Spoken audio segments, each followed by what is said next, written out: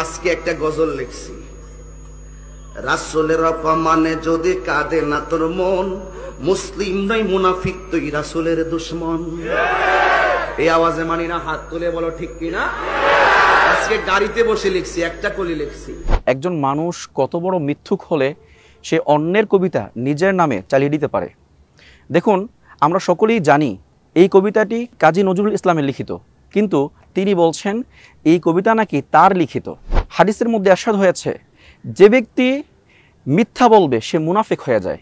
আল্লাহ নবী সাল্লাল্লাহু আলাইহি ওয়াসাল্লাম বলেছেন, আয়াতুল মুনাফিকি সালাসুন ইযা হাদ্দাসা কাযাবা। মুনাফিকের আলামত হচ্ছে তিনটি, যখন সে কথা বলে তখন সে মিথ্যা বলে। তো তাহিরি সাহেব মিথ্যা বলেছেন, অন্যের কবিতাকে নিজের নামে চালিয়ে দিয়েছেন, আর এর মাধ্যমে সে মুনাফিক হয়ে গেছে। মুনাফিকের ব্যাপারে আল্লাহ তাআলা কুরআনুল কারীমের সূরা নিসায়ের মধ্যে বলেন, ইন্নাল মুনাফিকিনা ফিদ দারকিল আসফালি মিনান নার। নিশ্চয়ই মুনাফিকরা জাহান্নামের অতল গহ্বরে থাকবে। আল্লাহ তাআলা কুরআনুল কারীমের অন্যত্র ইরশাদ করেন, আলা লানাতুল্লাহি আলাল কাযিবিন।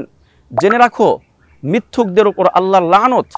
সুতরাং যারা তাহিরি সাহেবের ভক্ত আছেন, আমি তাদের প্রতি লক্ষ্য করে বলবো যে একজন মানুষ মিথ্যা বলা সত্ত্বেও আপনারা কি করে তার অনুসরণ করতে পারেন।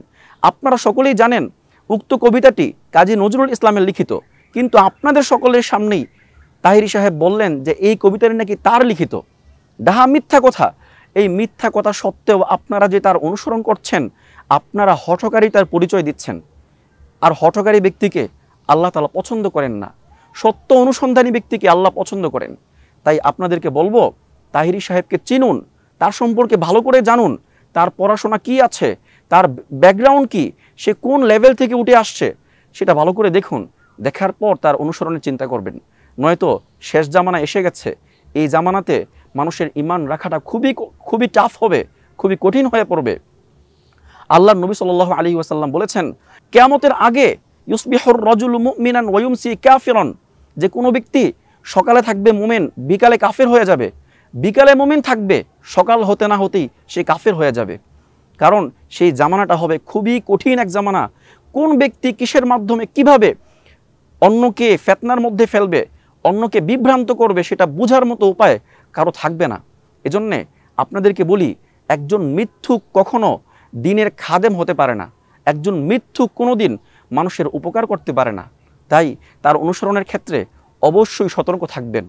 আর যাকে দেখবেন কখনো সে মিথ্যা বলে না, কোরআন হাদিসে যা আছে সেটাই সে বলে, মানুষের কাছে সেটাই প্রচার করে, তাকেই অনুসরণ করেন, তাহলে দেখবেন আপনি সঠিক রাস্তা পেয়ে গেছেন। আমি সকলের জন্য দোয়া করি, আমি নিজের জন্য দোয়া করি, আল্লাহ তাআলা যেন আমাদের সকলকে হেদায়েতের উপর রাখেন এবং ঈমান অবস্থায় মৃত্যু দান করেন।